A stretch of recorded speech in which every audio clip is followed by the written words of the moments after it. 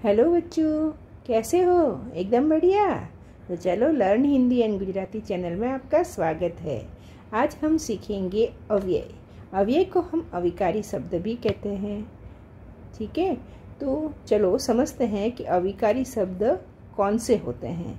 देखो, कुछ शब्द होते हैं कि जिनको चाहे स्त्रीलिंग में, है ना, लड़की के लिए, स्त्रीलिंग मतलब कि लड़की के लिए, है ना, लड़की के लिए, पुल्लिंग में, चाहे एक वचन में करो, चाहे बहुवचन में करो, चाहे प्रथम पुरुष में करो, मध्यम पुरुष में कहो या अन्य पुरुष में करो, चाहे काल कोई भी हो, वर्तमान, भूतकाल, भविष्यकाल, कारक चाहे कोई भी हो, लेकिन वो इन सभी के साथ, इन सभी ये व्याकरण कोटियों का उन पर प्रभाव नहीं पड़ता है और वे हमेशा एक जैसे रूप के साथ ही प्रयुक्त होते हैं।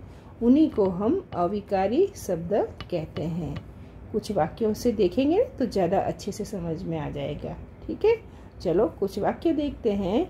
जैसे हमारा एक वाक्य है, लड़का धीरे धीरे चल रहा है। लड़का तो पुल्लिंग हो गया है ना, तो यहाँ धीरे धीरे ये हमारा अविकारी शब्द है, ये हमारे यहाँ उपयोग में लिया गया है। ठीक है, तो ये लड़की के लिए भी यहाँ पर ये धीरे धीरे जो अविकारी शब्द है ये उपयोग में लिया गया है कि भाई लड़की धीरे धीरे आ रही है। बहुवचन में कह रहे हैं लड़कियाँ धीरे धीरे आ रही है। ठीक है, यहाँ बहुवचन में कह रहे हैं लड़के धीरे धीरे चल रहे हैं। ठीक है, और यहाँ हम देखते हैं ये उत्तम पुरुष का वाक्य है, मैं पहले अपना गृह कार्य करूँगा। ठीक है, और ये मध्यम पुरुष, ठीक है, तुम मध्यम पुरुष है ना, तुम भी पहले अपना गृह कार्य कर लो। ठीक है, तो यहाँ पर देखो ये पहले है ना, ये अव्यय था, यहाँ पर भी ये पहले अव्यय था। तो देखो उत्तम पुरुष में भी पहले और मध्यम पुरुष में भी पहले, क्या पहले शब्द बदला? नहीं बदला ना। और यहाँ देखो एक वचन में भी धीरे धीरे, बहुवचन में भी ये धीरे धीरे है, तो क्या ये शब्द बदला? नहीं बदला, है ना। स्त्रीलिंग में भी धीरे धीरे, ये पुल्लिंग में भी धीरे धीरे और स्त्रीलिंग में भी धीरे धीरे, तो यहाँ पर भी ये धीरे धीरे शब्द नहीं बदला।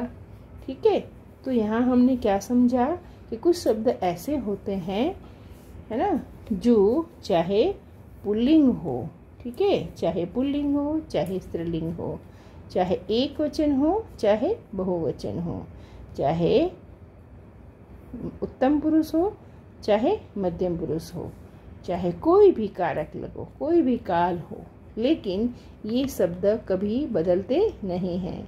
इसलिए ऐसे शब्दों को हम कहेंगे अविकारी शब्द। ठीक है, तो देखो ये अविकारी शब्द होता है ना, ये भी कई प्रकार के होते हैं। हमारी जो बोलचाल की भाषा होती है ना, उसमें हम कई शब्दों का उपयोग करते हैं, लेकिन हमें पता नहीं होता कि इनको हम अविकारी शब्द कहेंगे या अव्यय कहेंगे। बस हमें यही तो जानना है, हमें यही तो जानना है कि भाई हम जो बोलते हैं उनको व्याकरण की भाषा में कहते क्या है। ठीक है, अगर हमें ये सब बातें जब समझ में आ जाती है, हमें व्याकरण के नियमों का जब पता चल जाता है, तो हम बहुत अच्छे से सभी प्रश्नों को हल कर सकते हैं, है ना। तो चलो देखते हैं कि अव्यय यानी कि अविकारी शब्द कितने प्रकार के होते हैं। तो पहला प्रकार है क्रिया विशेषण, ठीक है, दूसरा है विस्मयादि बोधक, तीसरा समुच्चय बोधक, चौथा संबंध बोधक, पांचवा सकारात्मक और नकारात्मक, और छठा है निपात। ठीक है, तो आज की वीडियो में हम पहले सीखते हैं जो ये क्रिया विशेषण है उसके 4 भेद है। पहला रीतिवाचक, दूसरा स्थानवाचक, कालवाचक और परिमाणवाचक। आज की वीडियो में हम पहले ये जो एक अविकारी शब्द का प्रकार है ना, पहले वो ही समझते हैं। ठीक है, आगे के सारे अविकारी शब्द और उसके भेद हम दूसरे वीडियो में देखेंगे। ठीक है, तो चलो देखते हैं कि भाई ये क्रिया विशेषण के भेद है ये कैसे हैं। ठीक है, तो देखो क्रिया विशेषण पहले तो कहते किसको हैं ये देखते हैं कि भाई क्रिया की जो विशेषता बताने वाले शब्द होते हैं, किसकी विशेषता? क्रिया की विशेषता बताने वाले शब्द क्रिया विशेषण कहलाते हैं। ठीक है। जैसे एक वाक्य है, राजेश बहुत तेज दौड़ता है, तो यहाँ क्रिया हो गई दौड़ता है, ठीक है। उस क्रिया को करने वाला करता है राजेश, लेकिन ये जो बहुत तेज है ना, ये इस क्रिया की विशेषता बताते हैं। क्या बताते हैं? क्रिया की विशेषता बताते हैं, इसलिए इसको हम कहेंगे क्रिया विशेषण, ठीक है। तो क्रिया विशेषण है, ये अविकारी शब्द है। क्रिया विशेषण है ना, वो हम चाहे पुल्लिंग में, चाहे स्त्रीलिंग में, चाहे एक वचन में, चाहे बहुवचन में, ऐसे हम उनको कहीं भी उपयोग करते हैं तो वो हमेशा एक जैसे रहते हैं। जबकि पता है विशेषण होता है ना, उसमें जैसे अच्छा लड़का तो अच्छी लड़की, अच्छा अच्छी बदल जाता है ना, भला आदमी तो भली औरत, विशेषण में तो भला भली ऐसे हो जाता है ना। अच्छे, एक लड़का होगा तो हम कहेंगे अच्छा लड़का, बहुवचन होगा तो हम कहेंगे अच्छे लड़के, है ना। तो विशेषण होता है ना, वो उसमें तो वो पुल्लिंग और स्त्रीलिंग, ठीक है, उसमें बदलते रहते हैं, एक वचन और बहुवचन में बदलते रहते हैं। लेकिन जो क्रिया विशेषण होता है ना, वो बदलते नहीं हैं, इसलिए हम इनको क्रिया विशेषण को कहते हैं अविकारी शब्द, ठीक है। अब ये क्रिया विशेषण के भी कई भेद है। देखो पहला भेद देखते हैं, क्योंकि सभी क्रिया विशेषण एक जैसे नहीं होते हैं, तो उसी आधार पर हमने उनको अलग अलग किया है कि भाई कुछ क्रिया विशेषण है वो तरीका बता रहे हैं ना, ठीक है, काम करने का तरीका बताते हैं। कुछ है जो स्थान बताते हैं, है ना, कोई बताते हैं मात्रा बताते हैं। तो इस प्रकार जो अलग अलग तरीके के बताते हैं भेद, उसी लिए हम उनको अलग अलग प्रकार के क्रिया विशेषण कहते हैं, ठीक है। जैसे कोई काम हो रहा है, ठीक है, यानी कि क्रिया हो रही है, अब उसकी स्थिति कैसी है, उसकी रीति कैसी है, तरीका, शैली, इनको प्रकट करने वाले जो शब्द होते हैं उनको हम क्या कहते हैं? रीतिवाचक क्रिया विशेषण। कौन से शब्द होते हैं तरीका बताने वाले? देखो जैसे धीरे, जैसे वह बहुत धीरे बोलता है, तो यहाँ बोलना तो क्रिया हो गया, लेकिन धीरे उसका क्रिया विशेषण हो गया, ठीक है। लेकिन क्रिया विशेषण में भी क्या, वो तरीका बताता है, इसलिए उसको कहेंगे रीतिवाचक, ठीक है। ऐसे ऐसे मत करो, ठीक है, अचानक बारिश हो गई, अच्छी तरह काम करना, है ना, जरूर आना, ठीक है। तो ये सारे शब्द क्या है, क्रिया के आगे लगते हैं और क्रिया की विशेषता बताते हैं, उसमें भी क्रिया की रीति संबंधी विशेषता बताते हैं, इसीलिए इनको हम कहेंगे रीतिवाचक क्रिया विशेषण, ठीक है। तो दूसरा प्रकार देखते हैं स्थानवाचक क्रिया विशेषण। जैसे इसमें क्या होता है कि क्रिया का स्थान बताता है, ठीक है ना, क्रिया के होने का स्थान का बोध कराने वाले क्रिया विशेषण स्थानवाचक क्रिया विशेषण कहलाते हैं। देखो जैसे ये है पास, दूर, बाहर, भीतर, यहाँ, वहाँ, सामने, नीचे, दाएं, बाएं, इधर, उधर, है ना, ये सारे क्या है, क्रिया की विशेषता तो बताते हैं लेकिन उसका स्थान बताते हैं। जैसे सामने आओ, अब बताओ, आओ तो क्रिया हुई, लेकिन सामने क्या हुआ, क्रिया विशेषण हुआ, लेकिन सामने स्थान बताता है, ठीक है। नीचे जाओ, ठीक है, तो ये भी स्थान बताया।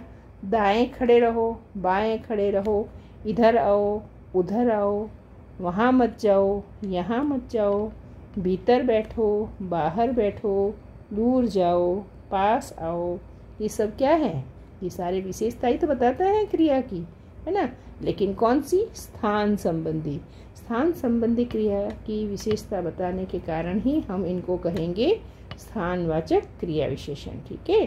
चलो तीसरा भेद क्या है, तीसरा भेद है काल या फिर उसको समयवाचक क्रिया विशेषण कहते हैं, ठीक है। देखो इसमें क्या बताते हैं कि काल या समय का, ठीक है, काल या समय का बोध कराने वाले विशेषण को कालवाचक क्रिया विशेषण कहते हैं।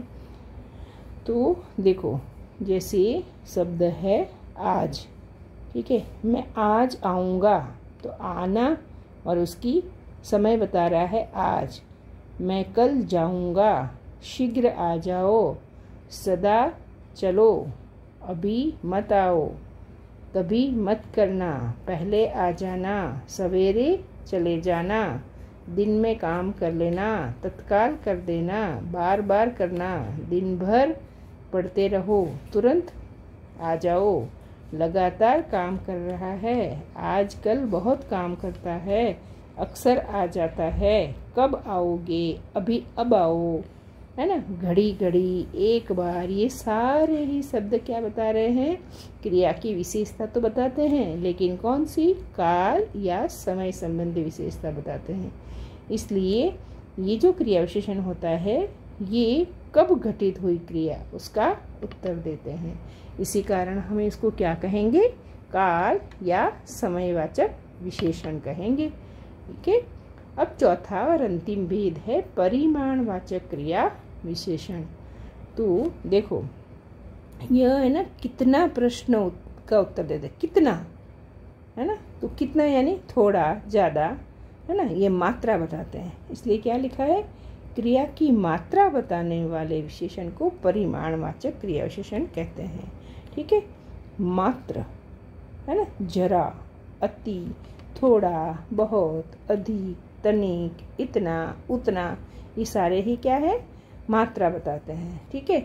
इतना काम कर दो, उतना काम कर लिया आपने। ठीक है।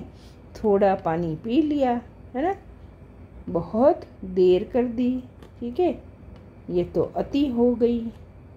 जरा सा ही बोला, मात्र एक शब्द बोला, है ना। तो ये सारे क्या है? कोई भी काम की मात्रा बताते हैं। ठीक है। इसलिए इनको हम कहेंगे परिमाणवाचक क्रिया विशेषण। है ना, एकदम आसान। तो चलो, वीडियो पसंद आए तो लाइक, शेयर और सब्सक्राइब करना है ना। मुझे बड़ी खुशी होगी कि मेरी मेहनत आप लोगों के लिए उपयोगी हो रही है ना। Thank you.